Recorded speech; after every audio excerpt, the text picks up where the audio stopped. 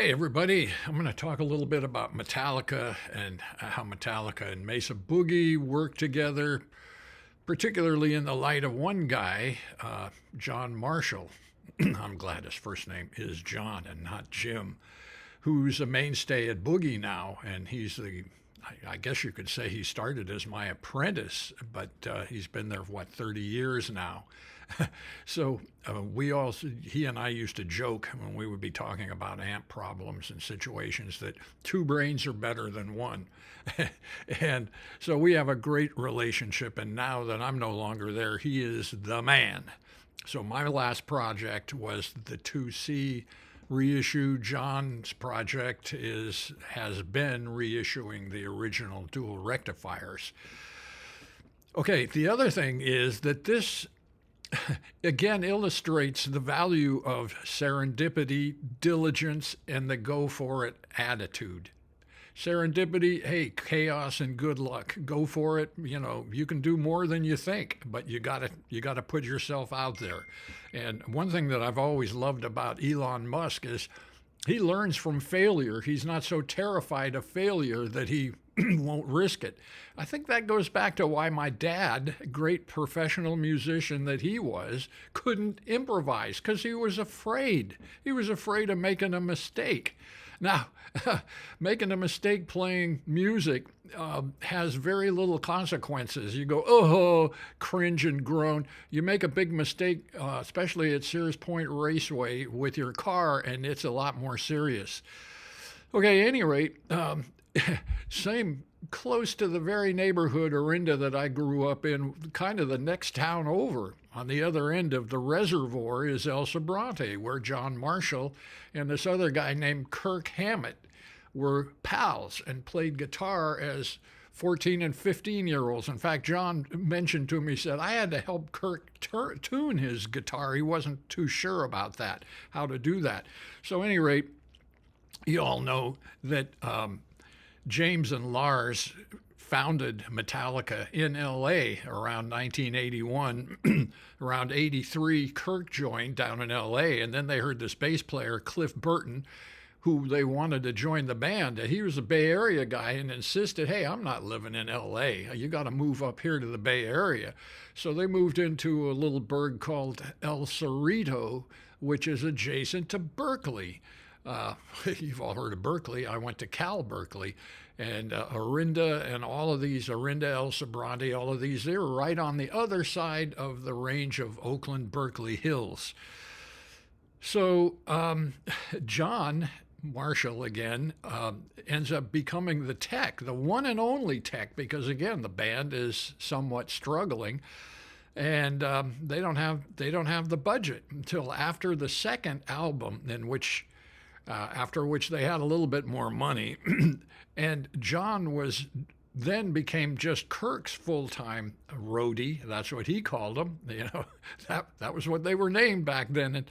And another fellow, Aidan Mullen, came on board to tech for James. Now, Aidan Mullen also worked at Mesa Boogie decades later. And one thing that he said that really surprised me, and by the way, he went on to play Austin City Limits. He became Eddie Money's player. And I believe Eddie Money had originally been a cop. Well, this is what surprised me about Aiden, because he had a lot of self-confident attitude. And he told me one time, he said, well, the fork in the road was I was either going to become a rock musician or a cop. And I thought, okay, well, that's a pretty surprising combination of goals. But at any rate, one of the things that was so cool about John Marshall is that he ended up subbing on guitar for James, not once, but twice.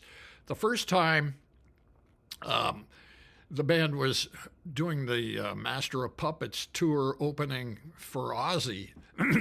and and James broke his arm skateboarding around the arena before the show. Couldn't play, but he could sing. And John was, hey John, take the guitar. You've heard the tunes. You can play.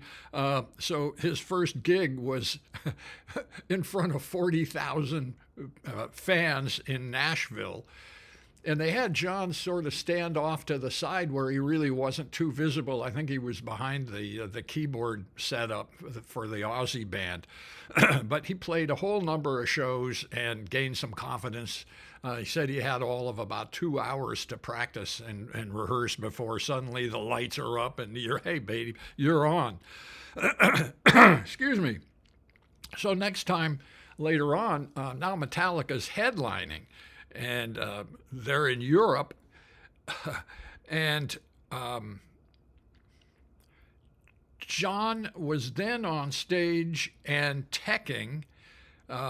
James' first night back after, well, James had burned his arm on the Aussie tour in some kind of a pyro accident, and again, he couldn't play. This time, John actually got to stand up in front of everybody. So, if you can imagine that is like, hey, suddenly you're on with one of the world's biggest bands and you're out there. So good on you, John. I mean, that takes some huevos, man. And I'm sure he pulled it off quite well, even though he's a very humble and modest guy, far more talented than he would let you know. Then finally, and this is the tragic part, James healed enough to actually take up the guitar again, and it was a gig in Sweden that was an epic gig. James is back, the whole band, and everything was just phenomenal. It was just the greatest gig of all time.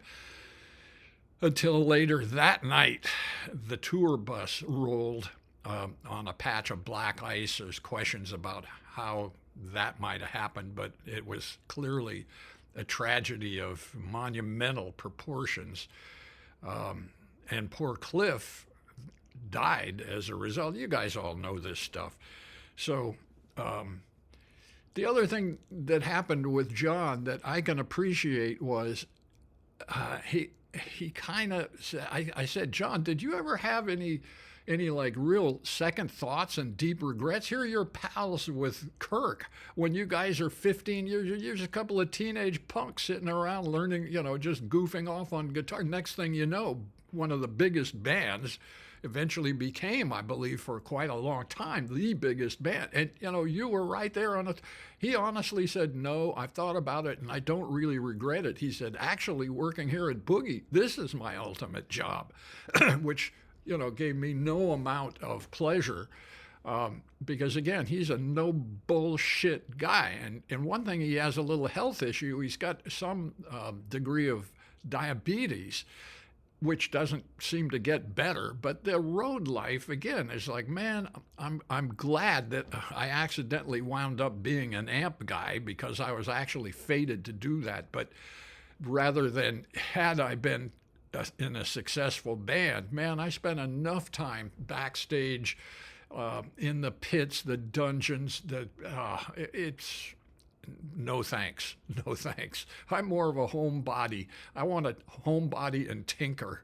And so John is very much in that same groove. But again, we both have this experience. His deeper than mine, because he's also in a band called Metal Church. I think they were out of Seattle. And I think he was in that band when he got the call from Kirk, who said, hey, I'm going back in time now. Hey, we're auditioning guitarists to see who can fit in for James because his arm is burnt and he can't play. And long story short, John flew out to Denver and he ended up getting the gig. And that's how he did, I believe, 18 shows with Metallica.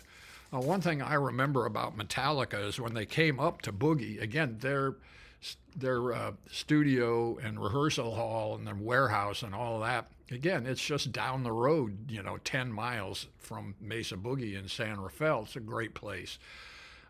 Great crew, great equipment, everything is there. But I remember they were still pretty young and just wonderful cats. You couldn't help but love these guys because they were pure. They were devoted to their art form. And come hell or high water, they couldn't get radio play because, it was like radio play. Hey, we want a 2.5 minute to 3 minutes, that's it, pop song. That wasn't what they did. They stuck to their guns stylistically, and you know the rest. But I'll never forget them coming up, and Kirk, oh, he was just so cool. He looks into we call it the pit. It was my R&D hovel. It was really what it was, why they call it a pit. It was just this big mess.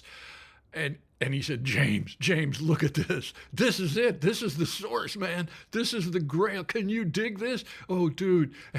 And of course, I was like, oh, man, you guys are monumental. This is just my messy freaking place where I, put these prototypes and shit together. At any rate, great guys, great relationship. John Marshall, a great guy. And once again, John, again, this is the part going back to the go for it and the diligence. He had a Studio 22, and he complained at one point that, yeah, but I can't foot switch between this clean setting and the gain setting without needing to adjust. So we added another control on it, became the Studio 22 Plus, part of the evolution here. So John came up one day and hoped for a job, and we didn't have any openings. But he didn't give up. And some time later, months or 6 months or whatever it was, he came back up again, and he ran into our Jim Ashow right in the entry of Mesa Boogie. And they got to talking, and John got hired on the spot. I think Jim had this incredible ability. This is Jim Ashow. Now, again, the go for it, the serendipity, the good luck, the diligence. Jim Ashow, key guy at Mesa Boogie for decades. And he started right out of high school, basically sweeping up the wood shop. And then later on, he was such a good worker that he was basically doing the work of 2 or 3 people, because in those days, a lot of the employees were musicians, and they'd be too burnt to actually show up or pay much attention. And Jim Ashow, again, would just fill in. By the way, I knew his father, also named Jim Ashow, because back in the old Prune music days, Jim was, Father Jim, that is, was the sales rep for Saline Music, which is one of the big Bay Area wholesalers. So, again, it's this family thing. And by the way, the Ashow clan was renowned as violin and bow makers. So again, all of this stuff just kind of comes together in an unbelievable way. That's what I would call serendipity. I mean, you couldn't write this script and plan it out this way. So Jim works his way up. Pretty soon, he's basically running the cab shop. And he's just got this instinct. And again, he says, well, I learned it from you. And I'm going, well, thanks. That's a high compliment. Maybe you learned common sense from me, but you're a better manager than I am. I grant you that right off the bat. And in fact, we need somebody that can manage the electronics as well, because we had a couple of, maybe more than a couple, maybe throughout the history, probably 4 different people that were supposedly managers, and they just couldn't do it. They failed like crazy. Maybe because it was too chaotic. Well, you say chaotic, but that's where the creativity comes from. That's where the soul comes from. That's why it was fun and everybody enjoyed working there. And Jim said, well, I don't know anything about electronics. I said, I don't think you need to. You know production and manufacture. You don't need to design or tech the things. That's what I do, and that's what Mike Bentinelli does. But together, man, we organized and reorganized and ran the shop forever. And Jim was, again, I can't stress too much how vital and important his management skills were. And like me, he had no prior education or experience in managing. He just stepped up and did it. And he did it fabulously as far as I'm concerned. Now, if you'll allow me, let me swerve into another completely unrelated topic. Let me title this one Rotten Tomatoes. And I'm not talking about film reviewing, I'm talking about Rotten Tomatoes. And the reason why I want to mention this is because my job as a punk teenager, 17, 18, 16 years old, was working for a tire company whose main customer was Oakland Scavenger, the garbage company. And so I was working on truck tires all the time. That's basically 99% of the business was Oakland Scavenger truck tires. And so I was on the night call, and this was during the summer because this was only a summer and weekend job for me. I got the call around 1:32 in the morning from the A Street Cannery, A Street in Hayward, and they were canning tomatoes. And that cannery runs 24 hours a day when they're harvesting and canning tomatoes. And the guy, I could barely understand him because he had a heavy Italian accent, but I got the idea. He's got a flat tire. So I go out there, and it's worse than he's got a flat tire. It's the swill truck. And this truck is like a dump truck parked under the conveyor belt where all of the overripe and rotten tomatoes spill into his truck. Well, when his truck got full, he went out to move it, had a big flat tire. And so he calls me. It takes me almost an hour to get there. And by the time I get there, the tomatoes, because they never stop coming, they've overflowed. They've filled this pit. It's halfway up to my knees. It's ankle deep in rotten freaking tomatoes. And I got to get in there and jack up this garbage truck and change the wheel, which I did. And I came back looking like a tomato myself because it's going splat, splat, splat. It's just bouncing off and splattering and overflowing. And, here I am leaning over right next to this truck, and the fucking tomatoes are going all over the place. At any rate, I got it all done, went back to bed, and for that, I earned $3. Yep, $3. Okay, glad to have been able to do it. And that guy was glad that he didn't have to go in there because I was the punk tire guy. So, hey, that's how one thing leads to another. That was a good job. And if you remember this, sometime in one of my later ramblings, I'm going to get into a train hopping story that ends up in a garbage truck. So I hope you'll stick around for that one. And I want to thank anybody that's listened to this long.